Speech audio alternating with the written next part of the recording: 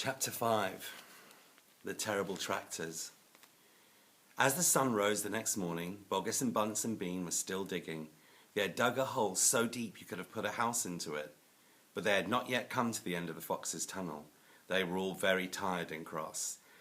"Dang and blast," said Boggis. "Whose rotten idea was this?" "Bean's idea," said Bunce. Boggis and Bunce both stared at Bean. Bean took another swig of cider, then put the flask back into his pocket without offering it to the others. "Listen," he said angrily. "I want that fox. I'm going to get that fox. I'm not giving in till I've strung him up over my front porch, dead as a dumpling." "We can't get him by digging, that's for sure," said the fat Boggis. "I've had enough of digging." Bunce, the little pot-bellied dwarf, looked up at Bean and said, "Have you got any more stupid ideas then?" "What?" said Bean. "I can't hear you." Bean never took a bath. He never even washed. As a result, his ear holes were clogged with all kinds of muck and wax and bits of chewing gum and dead flies and stuff like that. This made him deaf. "Speak louder," he said to Bunce and Boggis. And Bunce shouted back, "Got any more stupid ideas?" Bean rubbed the back of his neck with a dirty finger. He had a boil coming there and it itched. "What we need on this job," he said, "is machines. Mechanical shovels. We'll have him out in 5 minutes with mechanical shovels." This was a pretty good idea, and the other two had to admit. "All right then," Bean said, taking charge. "Boggis, you stay here and see the foxes don't escape. Bunce and I will go and fetch our machinery. If he tries to get him out, shoot him, quick."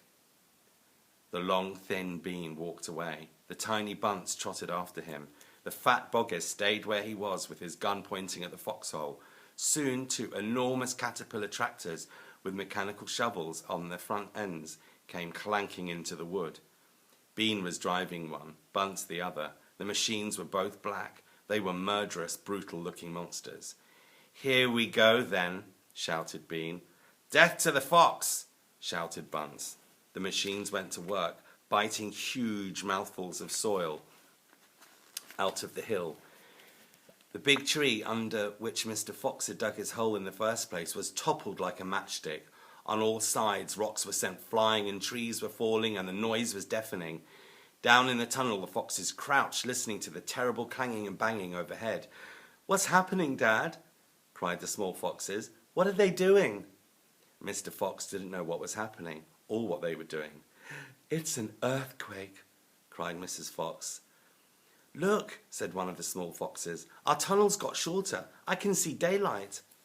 They all looked around, and yes, the mouth of the tunnel was only a few feet away from them now. And in a circle of daylight beyond, they could see 2 huge black tractors almost on top of them. "Tractors!" shouted Mr. Fox. "And mechanical shovels. Dig for your lives! Dig, dig, dig!" Chapter 6. The Race. Now there began a desperate race, the machines against the foxes. In the beginning, the hill looked like this. After about an hour, as the machines bit away more and more soil from the hilltop, it looked like this.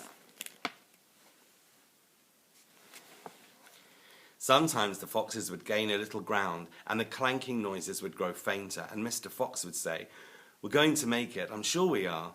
But then a few minutes later, the machines would come back at them, and the crunch of the mighty shovels would get louder and louder. Once the foxes actually saw the sharp metal edge of one of the shovels as it scraped up the earth just behind them. "Keep going, my darlings," panted Mr. Fox. "Don't give up." "Keep going," the fat Boggis shouted to Bunce and Bean. "We'll get him any moment now." "Have you caught sight of him yet?" Bean called back. "Not yet," shouted Boggis. "But I think you're close."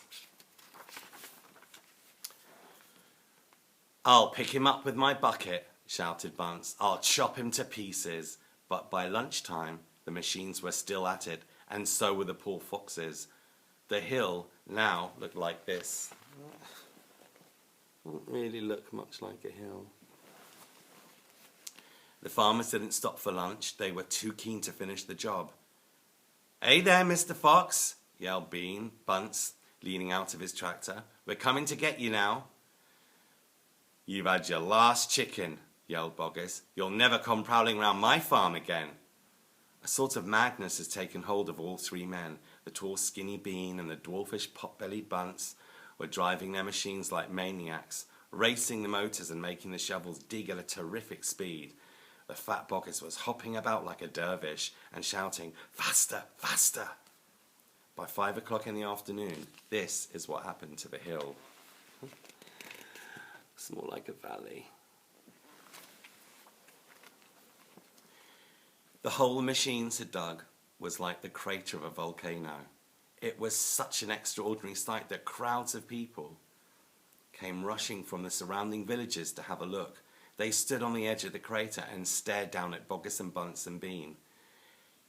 "Hey there, Boggis, what's going on?" "We're after a fox."